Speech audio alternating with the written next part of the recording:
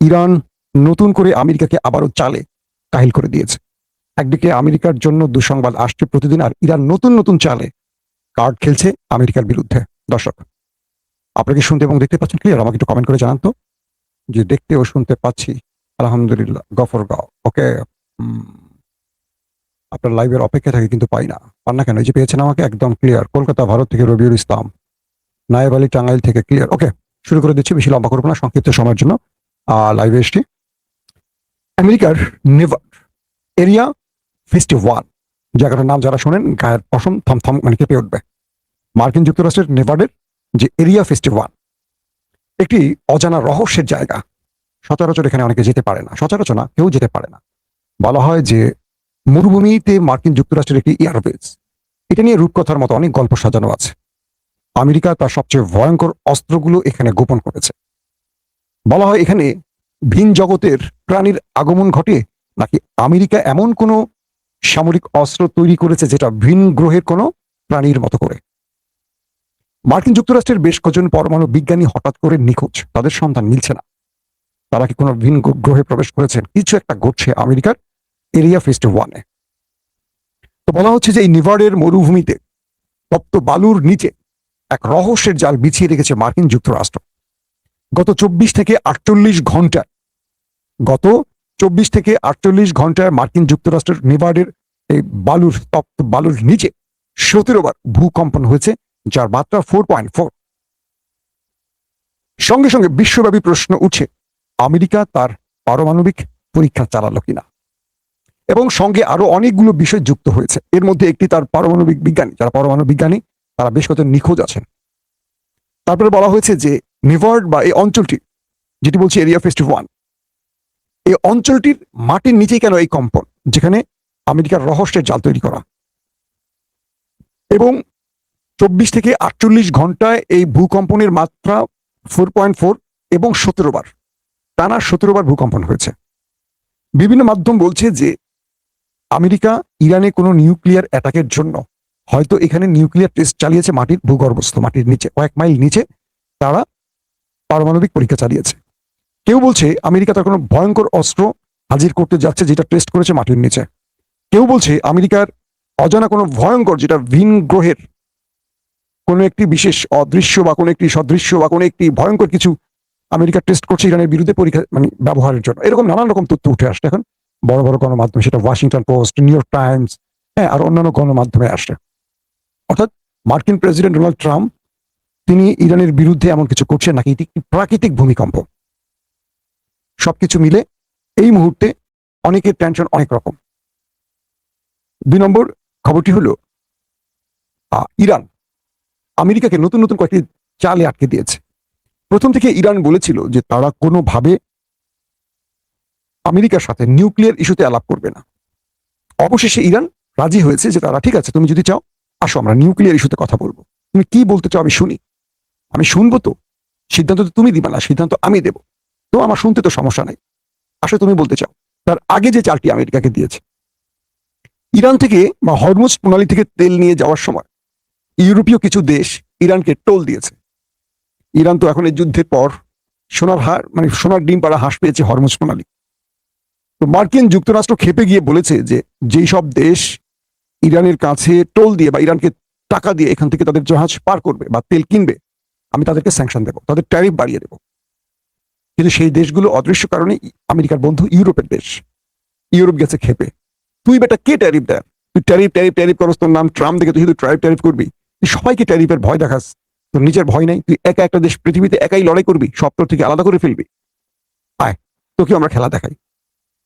Trump বলছেন যে যারা ইরানের সাথে বাণিজ্য করবে, ইরানের তেল নিবে, বা যারা ইরানকে টোল দিয়ে জাহাজ আদান মানে কি বলবে আসা যাওয়া করবে, সেই সব দেশের উপর তিনি ট্যারিফ বাড়িয়ে দেবেন। এবং সেই দেশগুলোর মধ্যে বেশ কিছু ইউরোপের দেশ আছে। এর প্রধান কারণ হলো কোনো ইউরোপের দেশ ট্রাম্পকে এই যুদ্ধে সহযোগিতা করছে না, একদমই সহযোগিতা করছে না। এবং ট্রাম্প এখন পর্যন্ত ইরানের কাছে যে ধবল ধোলাই খাচ্ছে, তার প্রধান কারণ হলো ন্যাটো এবং ইউরোপ আমেরিকার পাশে দাঁড়াচ্ছে না।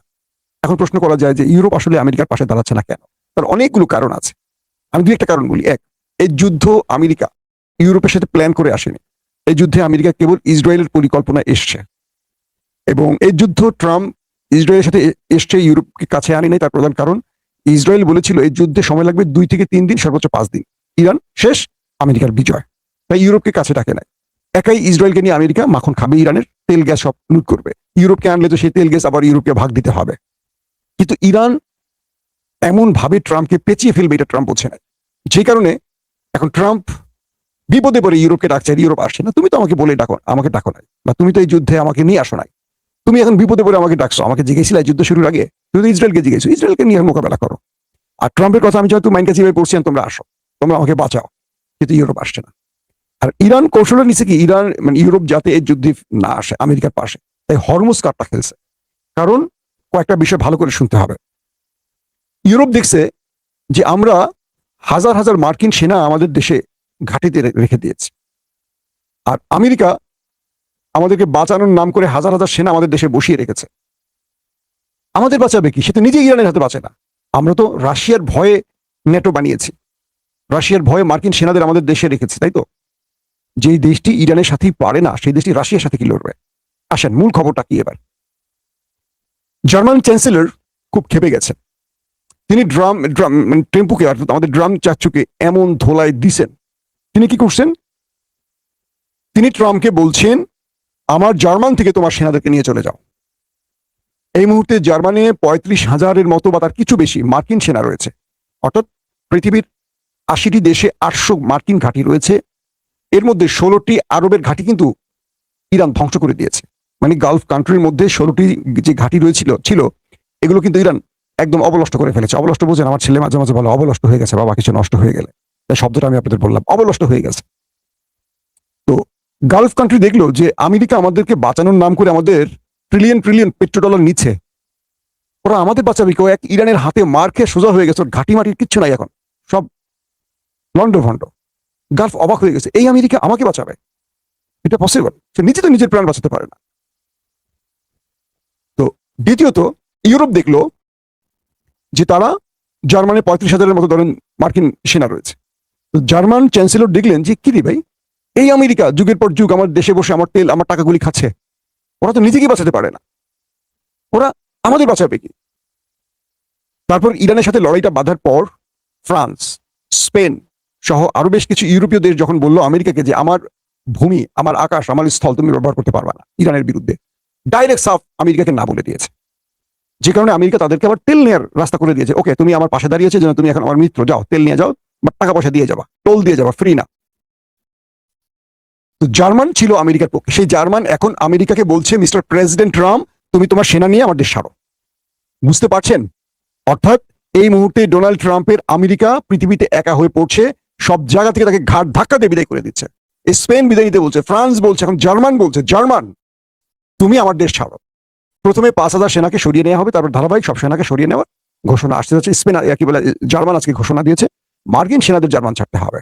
এমন একটি সময় যখন আমেরিকা ইরানের কাছে ধোলাই খাচ্ছে, যখন মধ্যপ্রাচ্যে ইসরায়েলে অস্ত্র বাড়িয়ে পুরো ক্যান্টনমেন্ট বানিয়ে ফেলছে আমেরিকা, তখন দেখেন ইউরোপ তাকে ঘাট ধাক্কা দিচ্ছে।